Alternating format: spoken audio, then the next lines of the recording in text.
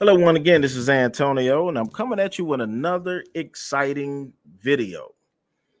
First of all, hello, Yolanda Greer. I want to say hello to you as well. Now, we're talking about the subject of school to be back, literally on, I'm speaking specifically for the school systems that start back the first part of August. So, school be back in less than a month for most of the people. And what's interesting is a lot of people are never prepared when it comes down to getting their kids back to school.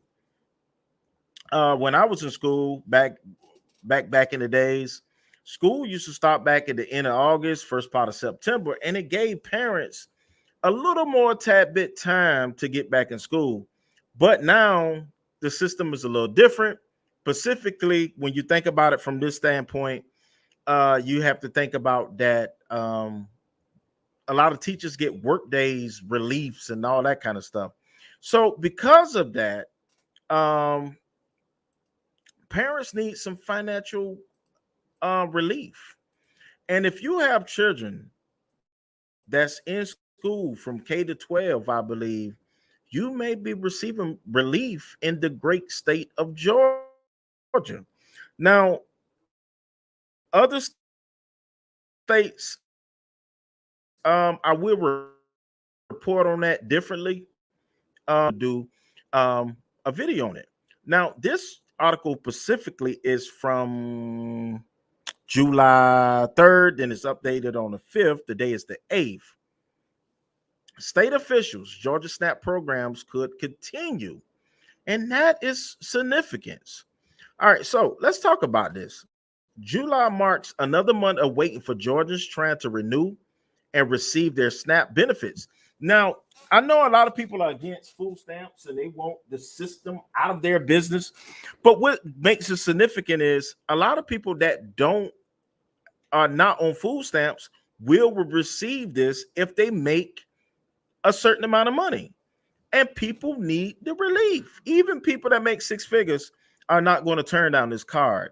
They're not going to say, oh shit, send this back to the government. No, they're not. Because if you got four kids in your house and you get a certain amount of money, this is going to help you, right? A spokesperson for the USDA's Food and Nutrition Service, the federal agency which oversees SNAP, confirmed to 11 Alive that Georgia was experiencing a backlog of approximately 67,000 Georgia SNAP renewals from April and May 2023. A spokesman for Georgia Department of Human Services also confirmed some March applications and renewals were impacted. All right. Why am I reading this? That means that 67,000 people is a lot of people that need help to put food in the refrigerator, because a lot of times what people fail to realize, a lot of kids don't eat until they go to school, because a lot of parents in Georgia, I did a video on this, is led by single mother homes.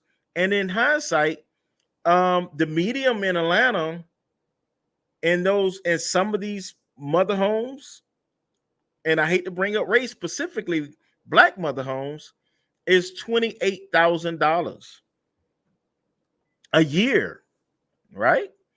While data from the state released June 26 shows that the backlog has declined, with more than 36,000 renewals overdue. New posts on Georgia Department of Human Services Facebook page indicate the problems with renewing cases continues. All right. Over a month to renew a case is unacceptable. My case renewal due date is in 3 days, and I submitted my renewal over a month ago. How is this possible or acceptable? The gateway system is still only says that my renewal application has been received by the department. There has been no updates due to the job that taxpayers pay you to do in a timely manner. Now, that's a complaining person that needs help, and this is what they're saying. All right, renewal delays. This is not the first time 11 Alive have reported recipients having to wait. And why am I reading this? I'm gonna say this again. It's because SNAP is trying to do the pre-EBT, meaning last year, your child, if they attended school in the state of Georgia, they probably received a food stamp card or a SNAP card, however you want to describe it. They received it. But the backlog may be significant because people who are already recipients of SNAP is already in the backlog. So the people that need the money for school may not get it on time. This is significant, people. This is significant. Thanksgiving holiday in response, the USDA FNS granted Georgia a waiver allowing the state to extend certification for those households up to 6 months. A spokesperson for Georgia DHS did not answer 11 Alive's question as to whether postponing those renewals contributed to the current backlog, but did confirm a higher than normal number of SNAP renewals coming in is partly to blame for the current holdup, with the seasonal spike in renewals stemming from back to school applications is a factor. And this is why I'm reading this. The back to school recipients, because there are some recipients only receive that one time money, and because of that, a lot of these people will not be receiving their money on time. I'm not sitting behind this desk saying you're not going to receive it wholeheartedly. I'm just telling you the back to school issue is I don't want to say that because we still got 3 weeks. That may be the issue. All right. A push for technology. Georgia's Department of Human Resources have made requests to the federal government to utilize certain processes they say will more quickly fix the backlog, including requests to use attended bots.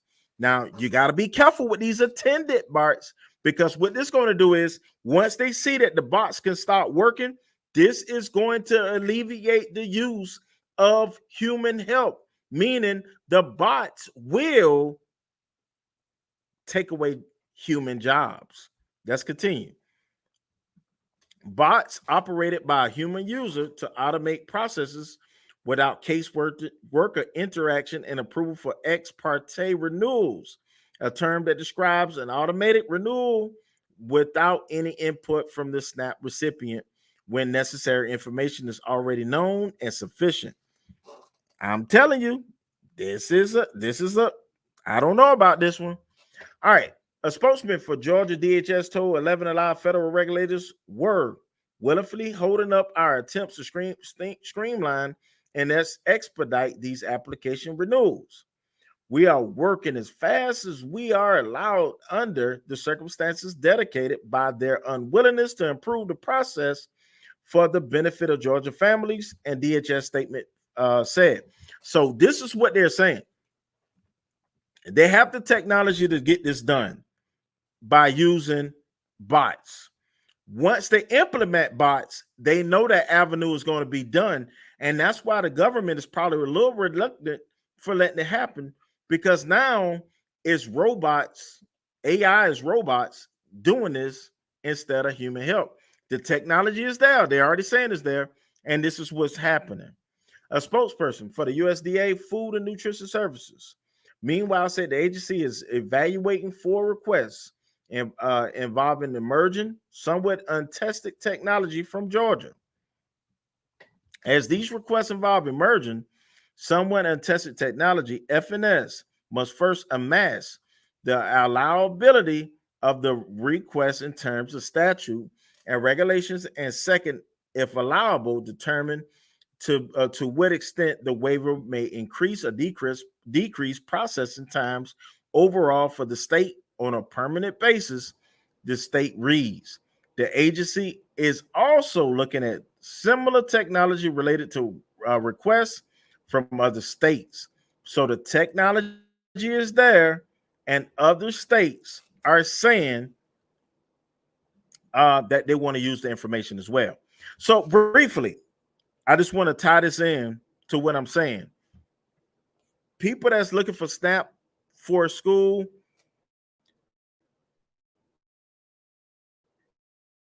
your money may be delayed. And let's read this. Georgia officials announced a summer food benefit for students' school meals during the past school year. So if your child is getting reduced lunch or free school meals, then they may be able to receive these SNAP benefits.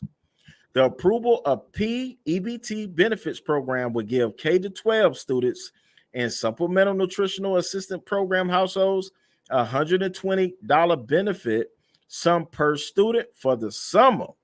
So $120 if you have 4 kids, that's $480, 2 kids, $240, 1 child, $120. And I believe that this is going to help, right? 6 kids and the price goes up, right? State officials said the program was approved federally, allowing the State Department of Human Services to distribute the benefits to SNAP families who are eligible. And the reason why I read everything this first is to show you you may be approved, but you may not get the money on time because Georgia is at a crunch with the capacity of people who are trying to get SNAP versus the P-Ebt that was federally approved that may take time and not come in a timely fashion. Georgia's already taken advantage of the interviewer waiver to streamline SNAP administrative process and help this disposition cases faster. The waiver offered by the USDA FNS is intended to provide relief as the states deal with the complex Medicaid unwinding and redetermination process and adjust back to regular SNAP rules after the pandemic. So, like I said again, I definitely want to read that because I think it's significant for the people who may need a little bit of help, and this help may not come in a timely fashion that you are looking for. So, what do you think of this? Do you think that this is going to be an issue, or do you think that this is going to work itself out by the time kids go back to school? So, this is Antonio with Team Tiggio. Please like, comment, and subscribe. And once again, we will see you in the next video.